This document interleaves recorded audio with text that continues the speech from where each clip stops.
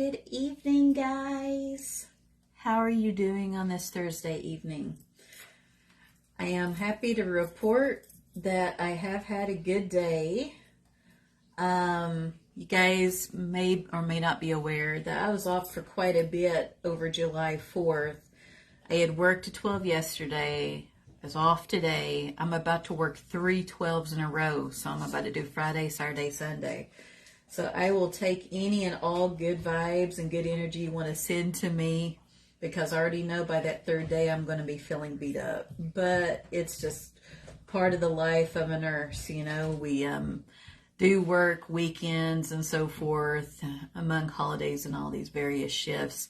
I just think in my 40s I feel it more than what I did when I worked these long stretches in my 20s. I know I'm not like old or anything, but the body is what it is as you get older, I think. But yeah, I think most of anything, like me kind of tell from my other go lives, it's all about attitude. So I'm just going to approach things like I normally do, with a good attitude and hope for the best. And, because I feel that with a positive mindset, no matter where you are, there's something to be grateful for and all that good stuff. Let me see here. So I'm silencing my laptop here, so that way I can see your comments as you hop on. So as far as my day went, if you follow my personal page, you've probably seen the pictures that I posted. For the very first time ever since it was constructed, we went down to Union Station. Me and the kids did. Tim had to work today at home and he couldn't get away, so unfortunately we couldn't take him. And yes, he was missed. He's like our fearless leader. But we ended up going down there, and it is pricey to get in. That's why we hadn't been since they had constructed it. But I would say it is worth visiting at least one time. I mean, it blew my mind. It's just, as a whole, so well constructed. There's places to eat at that's attached to the aquarium. There's even fish outside the aquarium, and various wildlife. And there's the big Ferris wheel, which is huge. Maddie had no interest in going on that, so we didn't go on that. But of course, Noah's my little thrill seeker. He wanted on the ride, but we totally didn't do that. I see Patrice is on here. Hi, Patrice. Of course, there's a Build-A-Bear right by that aquarium. So, I took Maddie across the street as we were leaving there, and she got this really cool alien-looking bear. I did have an interesting start to May Day. I ended up doing 2 readings today over coffee. So I met with some friends of mine. We meet every so often to catch up and all that good stuff. And because I love my friends, I usually bring tarot cards with me. They're a great conversation starter, and we talk over the cards while we have our coffee. It's one of our favorite things to do. And let's just say I met somebody, and this person challenged me to read for them. It was a very interesting reading, we'll put it that way, because I'm really big on confidentiality. I'm not going to get on here and talk about it. But my friends remained present, of course. This individual was okay with that while I did the reading. It was crazy. Like, all the cards were spot on, And I remember prior to reading, this individual, he's like, well, I'm going to challenge you, And I don't back down from a challenge. I'm like, okay, let's do it. I'm down for it. He shuffles the cards. He gives them back. I do the spread. And it's like, I can't make this stuff up. And then just watching his facial expressions, he's like, wow. It was one of those. So that it was really good. And then Jen's on here. So Jen, I was just kind of filling people in on those readings from this morning, and how, especially that second one went. It was crazy, but of course, I don't divulge because that would be wrong. And I do better by the people I read for than that. I'm not going to get on here and speak details, but it's crazy. I just was going there to meet my friends for coffee. I had no idea I was going to come across this individual, and for the reading to do what it did and come out the way it did, it was like, wow, you know. I think the three of us, me and my two friends, and then, you know, the person I was reading for, I mean, I think all of our minds were blown, like, wow, like it is so crazy how this stuff's accurate. So I'm pretty stoked on that. That was really cool. It was not dull, to say the least, you know. So we'll go ahead. We will start with the Loch Ness monster spread here. I'll briefly show my kids' picture. So my daughter's an artist, and she leaves me random stuff on my altar, and this is what she left me. It's a picture of one of my, or actually two of my cats. She has a little bonus black cat in there. It's Loki. And then this is Hermione. He's like my little crack addict cat. Like, she loves like catnip. She trips out. She's my one who collects socks and like carries them up to the living room. And I mean, ever since we've adopted her, there's like socks all over the house because my cat will put them up there, fight with them, and she trips out on catnip, you know. So let's see here. And yes, I see what you just said, Jen. It was totally a valid experience. And I love how my friend worded it. And I know she loves me because she's my friend. She's one of my dearest and closest friends.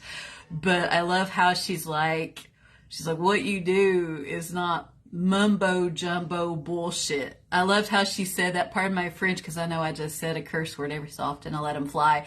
And it made me laugh because a lot of people, they may or may not believe in this stuff. I say to each their own. It doesn't stress me out, whatever somebody's opinion is.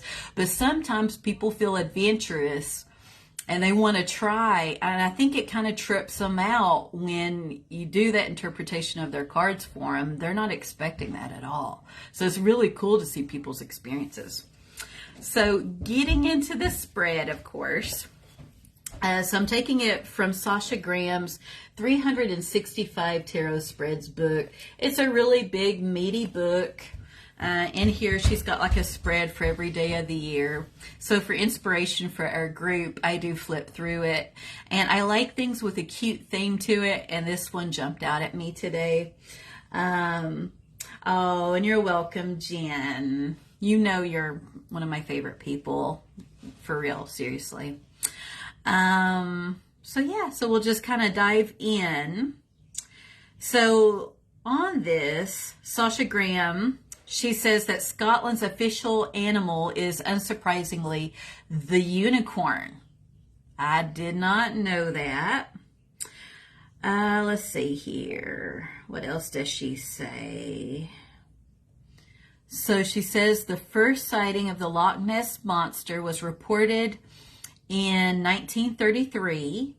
The event made news when a well-known businessman and his wife informed the local paper of a great beast spotted in Loch Ness. And again, we're talking about Scotland, is where apparently this mythical creature lives. And so the summation of this spread is, do you long for the romance of the Scottish Highlands? And I always think back to that movie entitled P.S. I Love You. Have you guys seen it with Hilary Swank? And that's where, what's his face was on there. His last name was Butler. He's older now, but in his youth, I mean, he was a good looking dude. He was in the movie with her, you know. But I know that generally these people, like their landscape is a beautiful, lush green. Like it looks like a really cool place to visit. Nessie is but one of many attributes of Scotland, land of kilts, bagpipes, William Wallace, which makes me think of, Mel Gibson in Braveheart. Oh, he rocked out that movie. That was a good movie. And the inspiration for Hogwarts Castle, which I did not know that either. It's easy to understand why Scotland is the land of magic. This spread weaves Scottish enchantment in your life. So I'll go ahead and set this off to the side. I'm going to grab our deck. So bear with me. I'm going to step away while I grab it.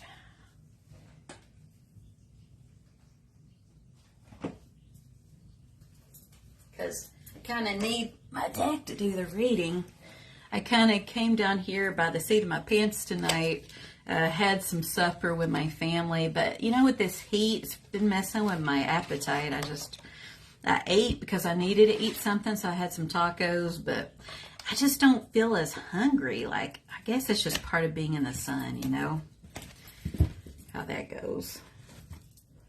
And of course, as we do this, if you have any questions about tarot in general, or if you just want to shoot the bull about something, let me know, you know. Yeah, I was already telling Jen this morning, I'm like so ready for fall, you know, like I know summer just began. And Jen, you know, like I didn't put on any SPF this morning. Like Tim had to put some aloe on my back. There's a portion of it where the sun was hitting me that cooked me a little bit. Just me and my white skin, it just does not agree with sun, not for like any amount of time, you know.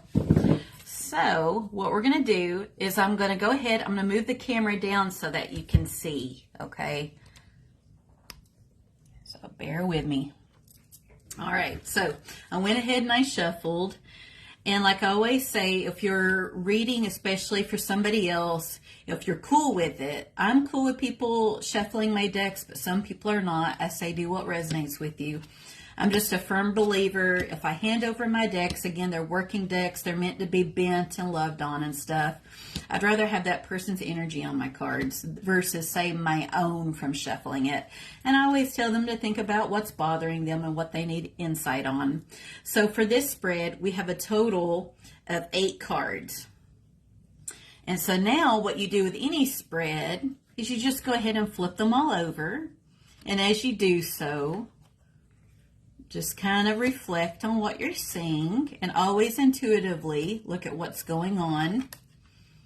Because again, you guys know what I always say, it's all right to look at the cookbook that comes with these things, the little instruction guide, because it's normal to be stumped on things sometimes. But honestly, with each person, I see different things in the cards, so I prefer cards that have a lot going on detail-wise with them.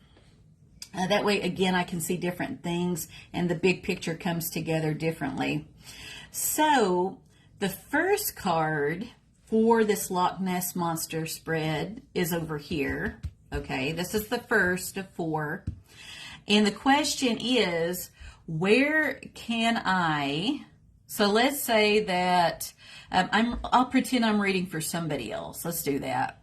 And the person's just looking for general insight. And the first one is with the theme of castles. Okay, again, we're very much sticking to our theme. And the question would be, where can I find security in my life? And so what I see with this is with the 6 of Pentacles, we see the scales. So we're already thinking that a balance is needed in life, right? And so the person that we're reading for, either they're in a position to where they can help others, but when we're thinking, where can I or the querent find security, it could be from, if they're in this position, they may be looking for more financial security. Or if they're doing well money-wise, they may want to look at balancing, say, money they donate to charity and to the community versus personal investments and not going too crazy with it, if that makes sense. Again, we have a balance that is struck there. So say if I'm reading for somebody, I would ask them, so how do you feel in life? Do you feel like you're in a good place with your finances, or do you feel like that's something that needs work? So that's how you would kind of determine which way to go with that conversation. And I see my husband's on here. Hi, honey. I hear the dogs upstairs tripping out, you know. So again, these cards are very much conversation starters, and you really get to know who you're reading for. It's very much a dialogue that goes back and forth, but you stick with your gut as far as with the flow of the reading. So the second card stands for Island, and the question would be, how do I find an escape in life? We have the 7 of Wands. And like you guys can see, this is somebody who very much feels vulnerable, a bit on the defensive. Our wands are all about that creative energy, that fiery energy like we've talked about in past go lives. And this person very much feels like they're backed up in a corner and they're very much having to take a stance on things.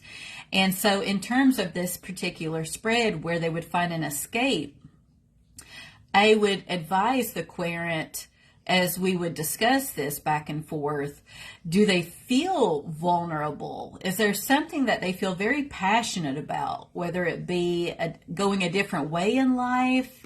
It could be a new relationship, new career, a new direction of some sort, but they have all these various demands on their time. It could be people who are challenging them on this.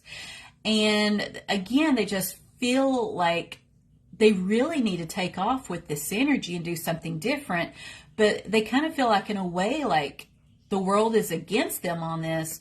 But again, we don't have any clouds in the background, which very much generally stand for confusion, not having full clarity. We have big, beautiful, clear blue skies. This person knows where they want to go. It's this outside energy. And there's this need for this person to stand their ground if it's something they really want to do and they believe in it, really to stand their ground and not give in to all of this pressure. And if you will, to create a bubble around them, you know, kind of like that thick skin that we develop with time and experience, you know. So that would be the escape, which makes sense to me. They would want to escape all this energy and then maybe veer into something more stable and something that, again, they really want to do, right? The third cards would be symbolic of the highlands, which would be what elevates me. And what we have here is the Page of Swords. So, you know, the pages in tarot are the messengers in tarot, very naive and idealistic. They're very much in their head. They like to research things and read books. And you see how we've got clouds in the background. So they don't even have full clarity at this point. When we're looking at our court cards, this is the beginning spark in our court cards before you go and progress into, say, the energy of a knight, queen, and then ultimately a king. We're starting off with this idealistic energy to where one foot's very much planted, the other one's thinking about taking off but not quite ready, very resolutely holding that sword up in the air but not straight up. They can be kind of, wavered, either which way based on information or things that they find out. So if that makes sense, this is like, as far as what would elevate this person, I would see them as wanting to do that research, talk to other people, obtain just more info about a new experience, a new way of doing things. This is somebody who, again, we're talking about thought processes, action, communication. They're all about that next big adventure in life. They're on the precipice of it. But again, they've just got things going on in this card, feeling very vulnerable, but they want to hang on to this energy, right? But still more info is needed. So I would very much advise the person, we would talk back and forth. What is it you've been thinking about doing? What do you know about it? And what are you feeling unsure about with this endeavor or this relationship?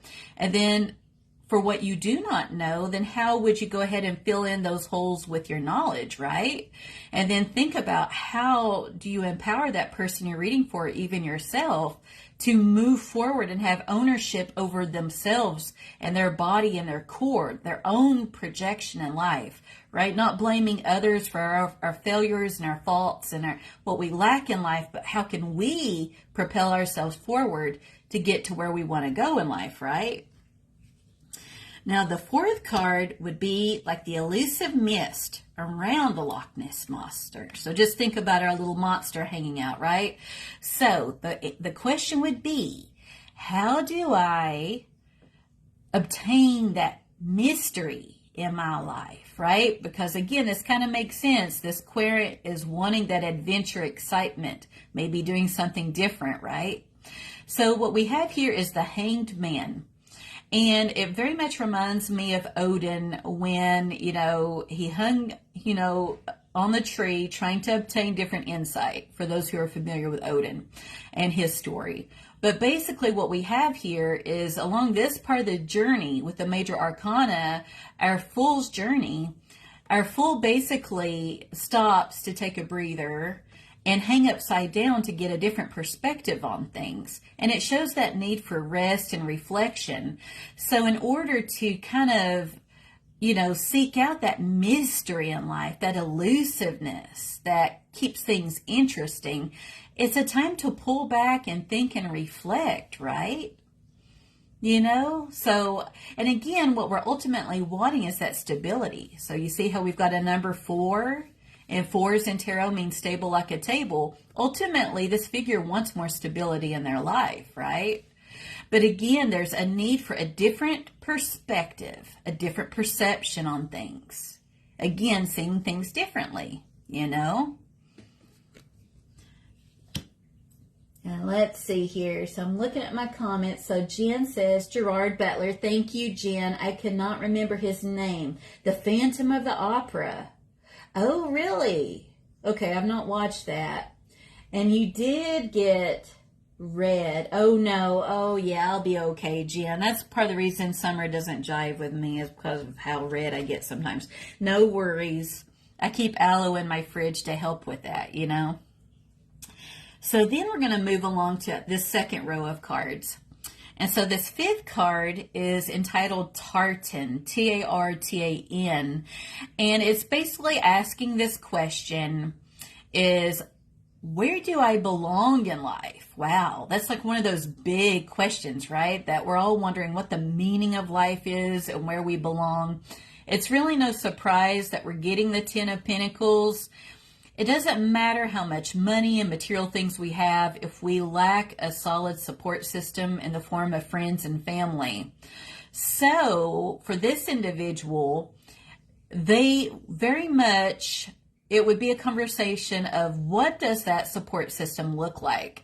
That home, it's more than just concrete and stuff. We're talking their ancestry, their roots that helps define their culture, their faith. What do their friends and family look like? What do these relationships look like? Are they stable? Or are they not really so stable, right? Do they have any little pets that look forward to seeing them when they get home? And by this card, by the time somebody gets here on their journey, they're really financially secure to where they don't have to worry about money, right? Their needs are met. So they're looking at, yes, things are good on a material level, but even more so importantly is what do the people in their community, what do they look like? How do they feel about their community? And then if it's not really all that great, then you can talk about ways to maybe branch out and meet new people. And your family can be more than blood. It's the family you choose in life, right? Because we definitely don't want to stick into like a toxic situation of any sort. The 6th card is entitled Heather, Heather. Where can I find magic in life, right? Because even though science is a beautiful thing, and I am a fan of science, right? I'm also aware that science doesn't prove every little thing, and there's always room for things to be disproved. There's things we don't even fully understand in life. Now, when we're looking at the 8 of Wands, that basically says it's an inundation. It's a fancy word it's a way of saying there's a ton of calls, emails, communication. This is like swift movement. And again, we've got that wand energy. So it's all about that fiery creative. It's the stuff that we love to do, but this could be like kind of being bogged down, say with work or life in general, to where the person they know what they want to do, but there's just all these various conflicting things going on, right? And it's so hard for them just to grasp onto their one wand, right? This is kind of overwhelming, right? So when I see this card, I see it like a barrier to having that magic in life. It's a need to prioritize what is important and what is not, what lies beyond all these demands, to have that time out, like our hangman here, right? Chill out, get a different perspective on things. It could be finding magic, again, people with different perspectives, your family and friends they can open your eyes to a new perspective and way of seeing things. It could be all these demands are taking away the magic to where somebody doesn't have the time to experience magic if they have all this stuff going on, right? That's distracting them and stressing them out. So it makes sense to me. And then we move on to the 7th card, which is entitled Whiskey. So the question would be for this spread, what activity would make me feel good? Okay, because you know that we love to feel good. That's why a lot of us are addicted to technology. We scroll. It's these short bursts of just our feel-good hormones, right? I think that's why all of us as a society are just like attached to our phones, right? It's unfortunate, but it is what it is, right? We all have this issue. So what activity would be? It would be investing that time and energy into this project and seeing it flourish, right? So this is somebody who likes to work hard and see the fruits of their labor, but they're also a little critical of it too. So they see the fruits of their labor. They're also looking at the product of that and thinking, how can I improve that? How can I continue to progress and grow?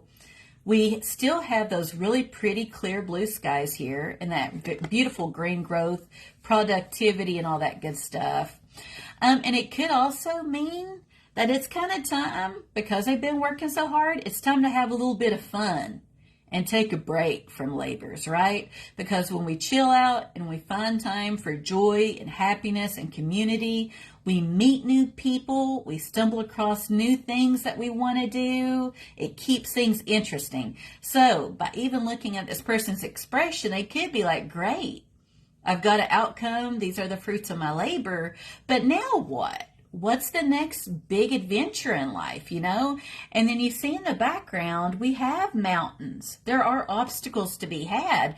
But I think that our friend here they could benefit from a little bit of excitement. Like, what do you think, And then the 8th card is entitled Fairy, which would be, what type of spiritual guidance should I look for? Because that even if we're not religious, many of us are spiritual. And we see the 3 of Cups, okay? Cups are all about that watery emotion and energy. And with this card, obviously, we're having a party. People's cups are full. And again, I think back to our community, right?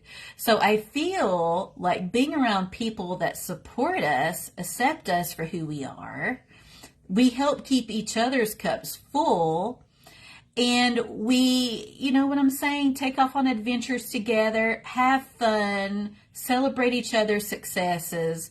This is a form of just filling your cup and keeping yourself spiritually happy. And that will help show the magic in the world around them and themselves, and to know that they are everybody deserves to be loved and accepted for who they are and where they're at.